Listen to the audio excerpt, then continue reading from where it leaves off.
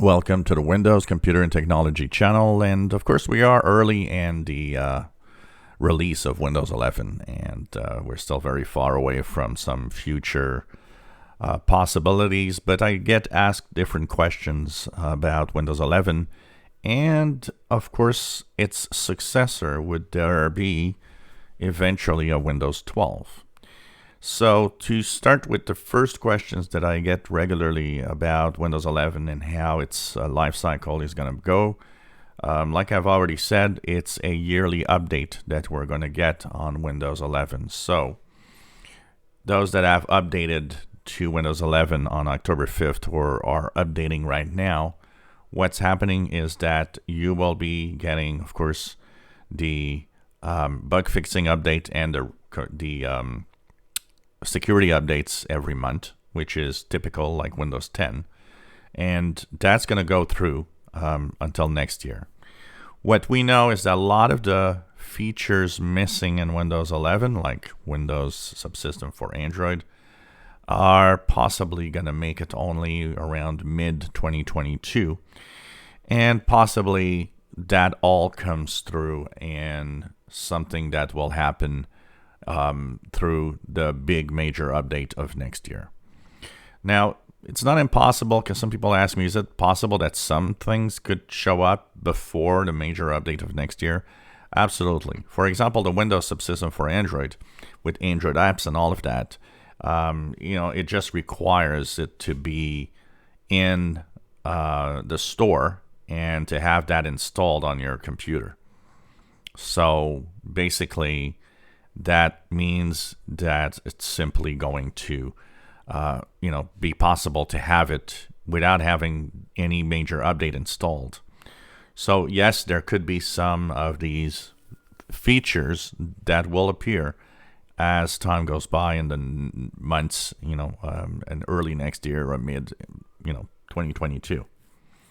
But we know that the next big feature update for Windows 11, the one that will probably give us a lot of changes, will probably have us, fix or change some of the features that people maybe didn't like, is a year from now. It's going to be probably in October or November of 2022. So for now, don't expect any major changes in Windows 11 for sure. Now, what about the lifespan of Windows 11? So one of the interesting things is that Microsoft, for the first time, has not officially released a time life or a date where Windows 11 is going to expire.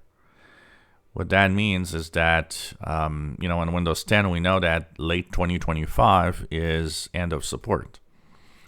Every Windows enjoyed 10 years of support until now. So we would expect Windows 11 to have a 10-year support span. That would mean Windows 11 would be supported until 2031. But Microsoft has not issued much information on this as of now. And so we don't really know, actually, what's the lifespan of Windows 11 for Microsoft. The other thing is, a lot of you are asking me, do you think a Windows 12 could be in the making at some point? We're really far from that for now, but yes, it's possible. Windows 11 is possibly not the last Windows operating system. So could there be a Windows 12? Yeah, there absolutely could be a Windows 12. There's nothing that prevents that from happening in the future. But we will be probably in Windows 11 for now for several years before anything happens. So when we look at when the new operating systems appear, there's often a 5 or 6 year that exists in between each versions. So in a time in the past, it was about 3 years before we had something new.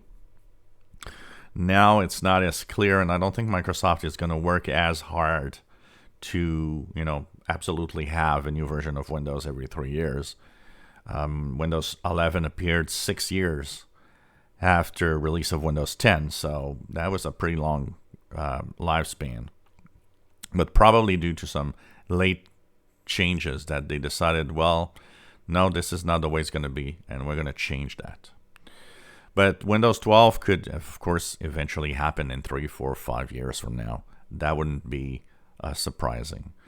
What will probably be interesting to see, because now we're in a time where PCs, there's a shifting in who, where people are going with their technology. I see a lot of comments of people saying, well, people are going to Linux or to Mac computers, or nope. There's no such thing as people going to any of these because they are leaving Windows. It doesn't happen. It's funny how people think that it's something that happens. It doesn't. If you're on Linux, it's because you already, in some way, are interested in technology and want to try other things. It's not because Windows was bad you went to Linux for the most part. You just went to Linux because you wanted to try it, and maybe you loved it and you stayed there. Or a lot of Linux users are actually hybrid. They are Windows and Linux users at the same time.